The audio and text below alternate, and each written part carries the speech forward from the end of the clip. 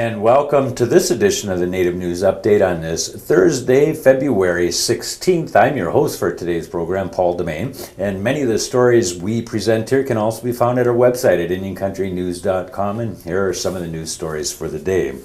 The Oneida Nation of Wisconsin sent a strongly worded letter of support for those standing up against the mining bill, or AB 426. Yesterday, Wisconsin State Senate leader Scott Fitzgerald dissolved the Senate Select Committee on Mining in Wisconsin, which put to death a compromise bill a bipartisan committee was developing, and canceled 2 meetings and hearings related to getting public input, testimony, and expertise on that bill. Scott's younger brother, Assembly Republican leader Jeff Fitzgerald, delivered the bill written by mining companies after ordering state police to remove citizens from the public galleries in the state capitol last month. The bill was passed in one of the fastest tracks ever established for a bill of its type in the history of the state of Wisconsin, weakening environmental regulations, water protections, and making the mining company immune from citizen lawsuit.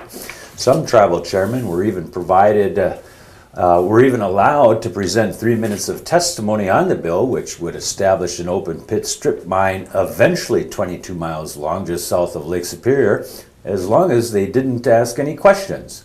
Fitzgerald then provided about 48 hours notice yesterday that AB 426 would be brought out on Friday, February 17th at 10 a.m. in the morning during a meeting of the Joint Finance Committee, and passed by members of that body in preparation of the final Senate floor vote next week.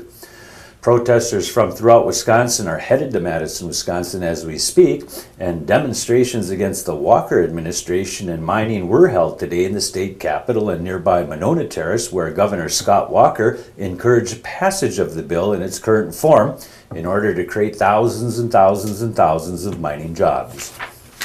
A federal push to heal the ailing Great Lakes would get another $300 million for fighting Asian carp, cleaning polluted harbors, and making progress on other long-festering environmental problems under the budget President Barack Obama submitted this week. Congress has appropriated over $1 billion for the Great Lakes Restoration Initiative during the first 3 years of Obama's presidency. The most recent installment has yet to be spent, but money from the program's first 2 years has been divided among more than 600 projects across the region, from monitoring beaches for bacteria to researching how nuisance algae might be spreading deadly botulism among shorebirds. During his 2008 campaign, Obama called for devoting $5 billion to Great Lakes restoration over 10 years. To fulfill that goal would require annual installments of $500 million each. Obama came up with the $475 million his first year in office, but the totals have dropped to about $300 million a year since then, as the economic downturn increased pressure to limit budget spending. Tulalip tribe's family is feuding with their own leaders over a 56-acre site of prime land near the tribe's popular casino and outlet mall. The family of John and Walt Campbell say the tribe and the U.S. Bureau of Indian Affairs have stalled development on 56 acres their grandmother left them and their relatives. They say the tribe blocked water and sewage connections to the parcel, greatly devaluing the land's worth. After doing that, the tribe gained majority ownership by getting enough other family members to sell their shares to the tribe. Tulalip Chairman Mel Sheldon says the tribe bought the land under rules approved by the federal government. The family has since filed a lawsuit with the Bureau of Indian Affairs Appeals Board asking that the family be allowed to privately lease the land. The Wind River Tribal Youth Program in Fort Washakie is the recipient of one of the 5 national awards directed at agencies that help with substance abuse prevention. The U.S. Government Substance Abuse and Mental Health Services Administration named the tribal program as a recipient of its Voices of Prevention Award. The program has been serving the Eastern Shoshone and Northern Arapaho tribes since the year 2000. Program Director Donna Trosper tells the Riverton Ranger that the recognition may result in other tribes around the country replicating the Wyoming program. Among other things, the program helps with youth truancy issues and assists individuals returning from incarceration. A New York State senator involved in a fight at a New York casino that left him with bruised ribs and his wife with a concussion is disputing a woman's claim that he punched her and her husband as they left the building.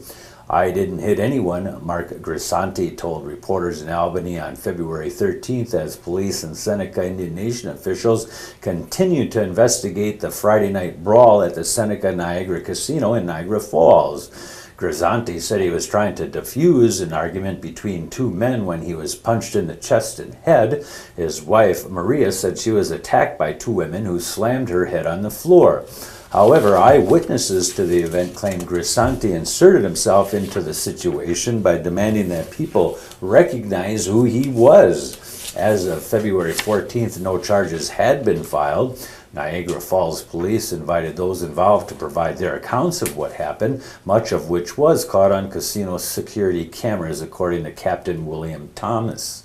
In a police report, a 29-year-old woman said she was escorting her husband, who had injured his knee, out of the casino's hotel lounge when Grisanti ran over and hit him. Grisanti said, "I went in there and was making these sweeping motions to clear people out.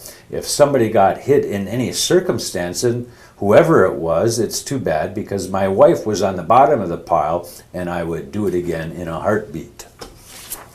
Members of the Eastern Pequot tribe of Connecticut are seeking a recall vote for the entire tribal council after the council chairman disavowed a lawsuit seeking federal recognition of the tribe. The Day of New London reports the tribe's war chief, Ashbo Sebastian, issued a statement over the weekend saying members wanted to recall the tribal council and will ask state and federal authorities to investigate. The lawsuit filed in federal court last month seeks to overturn the 2005 rejection of the tribe's federal recognition application by the Federal Bureau of Indian Affairs. Tribal Chair Jim Cunha says the council never authorized the filing of the lawsuit and will seek to have it withdrawn. Sebastian says the council previously approved the lawsuit.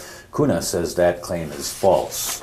A South Dakota company created to provide a healthy snack for American Indians expects its sales to grow by a third this year after seeing its product picked up by national grocery chain Whole Foods Markets. The development also could lead to more hiring at Native American Natural Foods in Kyle, South Dakota on the Pine Ridge Reservation, adding valuable jobs there, which encompass some of the poorest counties in the United States. Native American Natural Foods produces Tonka bars, which are made with bison meat and cranberries. The high-protein 70-calorie snack bars are based on the traditional Lakota food called wasna. The company sold 1 million units of Tonka products, which includes bars and packages of smaller bites, last year, and expects that to increase by a third this year with sales at Whole Foods, according to co-owner Mark Tilson.